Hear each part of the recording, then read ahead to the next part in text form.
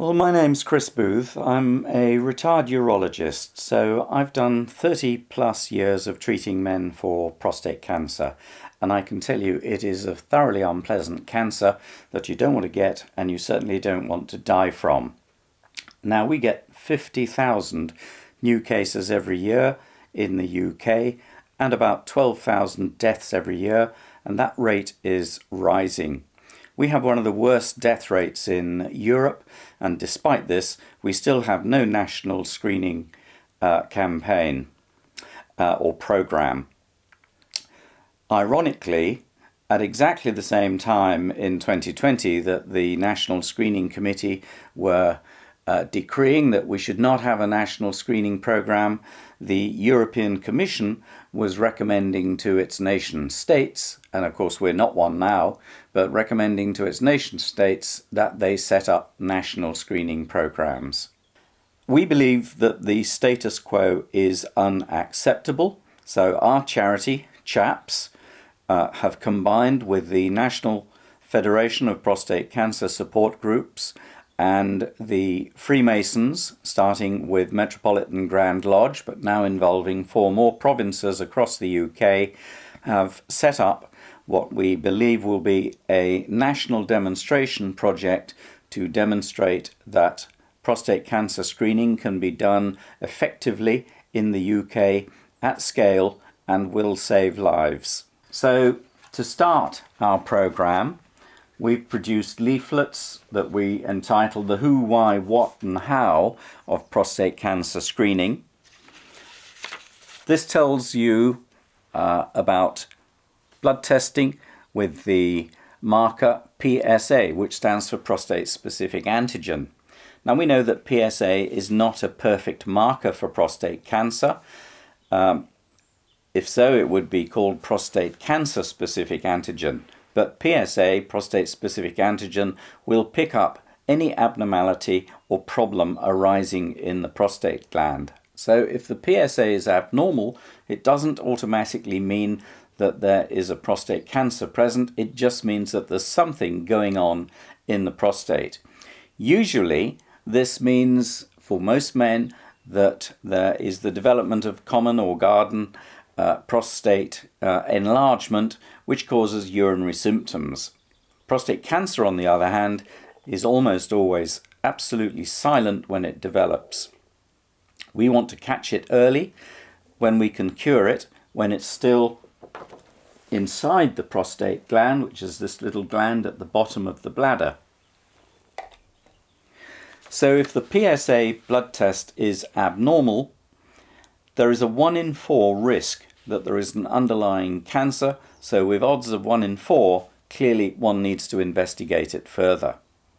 On the other hand, it is possible for the PSA to be normal initially, even though there's a cancer present. This happens in about 1 in 5 men, but with regular testing, we would see that the PSA is rising, and when we see this, we say, there's something going on, this needs to be investigated further. So, how do we start screening and when?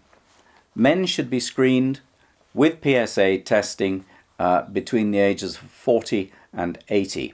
If you get to the age of 80 and your PSA is normal, then you will not die from prostate cancer. So you've gone through the danger period. Also, we don't see prostate cancer below the age of 40. What do I mean by regular? Well, what we do is we risk assess each individual man to see if there is a family history background of prostate cancer, or on the maternal side, breast cancer or ovarian cancer, because if so, there's a risk of acquiring a gene malformation. In breast cancer case, BRCA1 gene and BRCA2 gene, and if you inherit these genes, you're twice as likely to develop prostate cancer. Similarly, if your father, brother or uncles have had prostate cancer, that risk is doubled. Now, my risk as a white man, Caucasian background with no family history, my risk of developing prostate cancer in my lifetime is 1 in 8. If, however, you are of Black, African or Caribbean heritage, then that risk is doubled. You have a 1 in 4 risk of developing prostate cancer in your lifetime, and with Black men, the prostate cancers tend to develop at an earlier age and are often more aggressive. So we reckon that you should start screening in your 40s and get a score on the board, as it were. And what we do with that initial score is, if it's very low, obviously that's good. But if that score is normal in the what we call green zone in the traffic light system, if it's in the upper half of that green zone, then that automatically puts you at higher risk. As I said, we use a traffic light system for judging the results. If your result is high, abnormal, that's red, and you need investigation further by your GP and a specialist. If it's slightly abnormal, we would call that amber. It doesn't mean to say there's necessarily a cancer present, but we need to watch it like a hawk and do repeated PSA tests, and if necessary, get a specialist in specialist consultation.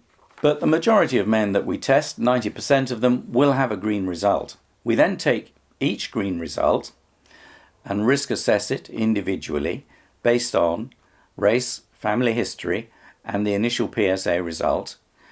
And then we categorize men into high, intermediate, and low risk categories. If you're high risk, you need testing yearly initially.